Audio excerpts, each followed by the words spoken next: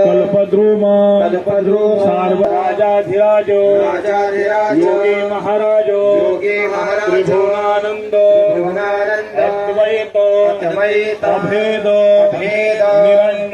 निरंजन निरावलंब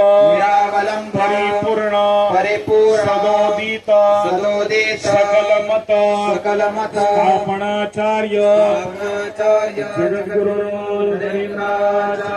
महाराज की जय।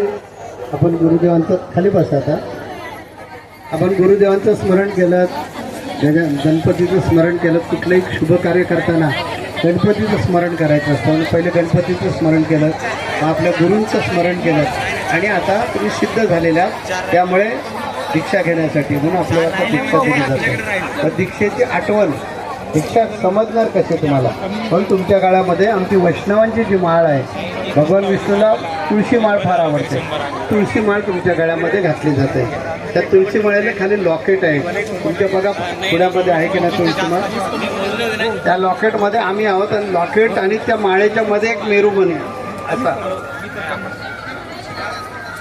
हा गोंडा म्हणजे लॉकेट आहे आणि हा मेरूमणी आहे. हे माझं बसण्याचं स्थान आहे. तिथे आम्ही निर्गुण स्वरूपामध्ये तुमच्याबरोबर कायम राहणार आहोत. म्हणून ते स्थान आपण शुचिरभूत करायचं आहे आणि तिथे गुरुदेवांची स्थापना करायची आहे. म्हणून असं दोन बोटांच्या मध्ये पकडून ठेवा. तो मणी मेरूमणी त्याला म्हणतात. तो दोन बोटाने असं पकडून ठेवायचं.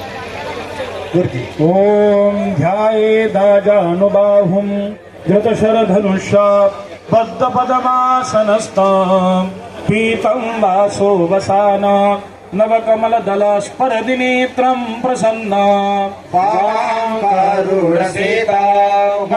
संतनगरी या ठिकाणी शेगावमध्ये आलेलो आहोत आणि जगद्गुरू स्वामी श्री नरेंद्राचार्यजी महाराज यांचे जे उत्तराधिकारी आहेत आणि त्या श्री कानिफनाथ महाराज, तर हजारो भाविक भक्त त्यांचा मार्गदर्शनाचा आणि दर्शनाचा व दीक्षा या ठिकाणी भक्तांनी या ठिकाणी घेतलेली आहेत. भक्ती मंडळीसुद्धा आपल्यासोबत आहेत आणि महाराज आपल्यासोबत आहेत. आज महाराज हजारो भाविकांनी या ठिकाणी संतांचा जन्म हा जडमूड असतात, त्यांचा उद्धारासाठी आहे. आणि आमची गुरुमाऊली सांगतात की माणसाचं आयुष्य दुःख काय आहे, तर त्या माणसाला नियोजन करता येते, तर त्याला योग्य प्रकारे कर्म करता येते. आणि माणसाला जन्म मिळाला माणसाचा, परंतु तो अजून अज्ञानामध्ये. त्याच्यामुळे गुरूंच्या सहवासात येऊन त्याने जर का साधना शिकली, त्या साधना त्याने जर का आपल्या जीवनात विकसित केलं, तर त्याचं मनाचं सामर्थ्य वाढतं. आणखीन त्याचं अज्ञान दूर होतं. तर त्या मनाची ताकद वाढल्यामुळे त्याला व्यवस्थित नियोजन करता येतं, जेणेकरून संसारामधल्या ज्या काही गोष्टी असतात त्या कशा करायच्यात याचा त्याला कॉन्फिडन्स येतो आणि ते योग्य पद्धतीने करतो. याबरोबर त्याचं कर्मही चांगलं होतं. म्हणजे कर्म ज्यावेळी माणसाचं चांगलं होतं त्यावेळी त्या आत्म्याला पुण्य लाभतं आणि त्यामुळे त्याच्या जीवनाचा जो काही काळ असतो तो सुख समाधान शांतीने पूर्ण होतो. याच्यासाठीच आज इथे हजारो भाविक आलेले आहेत. काही भाविकांनी दीक्षा घेतली. म्हणजे काय केलं आहे, तर त्यांना संसारामध्ये जे आहे त्या संसार जगता जगता त्यांना अध्यात्मामध्ये आता अग्रेसर व्हायचं, त्यासाठी त्यांना आम्ही या ठिकाणी दीक्षा दिली. बरं, धार्मिक आध्यात्मिक क्षेत्रामध्ये या ठिकाणी युवक आणि युवती या ठिकाणी धाव घेताना जास्त आणखी या ठिकाणी दिसता येतं. त्याचं कारण हेच आहे ना की सद्गुरू जे असतात त्यांना जीवन म्हणजे काय हे कळलेलं असतं. व्यावहारिक माणूस जो असतो तो फक्त डिग्री घेणे, पैसे कमावणे, आणखीन 2-3 घरं बांधणे यालाच असं म्हणतो की भौतिक प्रगती केली. पण भौतिक प्रगतीच्या पलीकडे पण जे जीवन आहे आणि त्या जीवनाचा अनुभव आपण घेतला पाहिजे. हे ज्यावेळी लोकांना अनुभवातून जाणवायला लागतं त्यावेळी लोक ह्या मार्गाकडे वळतात.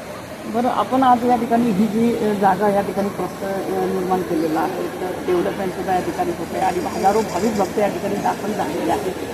त्याच्या पुढे आपण या ठिकाणी काय डेव्हलपमेंटचा विचार करतो? सध्या तरी तसा काही विचार नाही आहे. इथे आपल्याला शेगाव संस्थान आहे, आमचं आराध्य दैवत पण गजानन महाराज आहे. परंतु आमचं नाणी जे धर्मपीठ आहे, जगद्गुरुपीठ आहे आणि त्या पीठानुसार महाराष्ट्राच्या 8 भौगोलिक भागामध्ये आमची पीठांची निर्मिती झाली पाहिजे. त्या अनुषंगाने आपण शेगावला पण इकडे पीठ आपण निर्माण केलेलं आहे. आमचे जे काही संप्रदायाचे जे काही चालीरीती आहेत त्या पद्धतीने आम्ही इकडे कार्यक्रम राबवत असतो. काही सामाजिक उपक्रम पण आम्ही भविष्यात हाती घेऊ. तर सांप्रदायिकच्या माध्यमातून या ठिकाणी अनेक भाविकांना एक अनुभव सुद्धा या ठिकाणी आलेले आहेत, अनुभूती या ठिकाणी आलेल्या आहेत. त्या संदर्भामध्ये आपल्याला नाही, जो अनुभव येत असतो माणसाला, लक्षात घ्या, सुख तुमच्याकडेच आहे. तुमच्या आतमध्येच ती सर्व शक्ती. गुरु काय करतात, त्या शक्तीला जागृत करण्यासाठी जी साधना केली पाहिजे ती साधना शिकवतात आणि त्याचे विचार देतात. ह्या विचारांवरती चालल्यावरती, अशी साधना केल्यावरती प्रत्येक माणसाला ते त्यांच्या आयुष्यामध्ये जे चांगले अनुभव आहेत ते येणार. बरं, आपण या ठिकाणी चिठ्ठींच्या माध्यमातून साधक दीक्षा या ठिकाणी देत आहेत आणि तरीसुद्धा या ठिकाणी 2-2, 3-3 दिवस या ठिकाणी महिनेसुद्धा या ठिकाणी वाट बघावी लागते. त्या अशा भक्तांना या ठिकाणी काय संदेश देणार की आपण कशी नोंदणी करावी, काय करावी? नोंदणी कशी करावी त्याच्यासाठी जे कार्यकर्ते असतात ते आपल्याला माहिती सांगतील. परंतु आम्ही उठसूट कोणी आला तर त्याला दीक्षा देतो.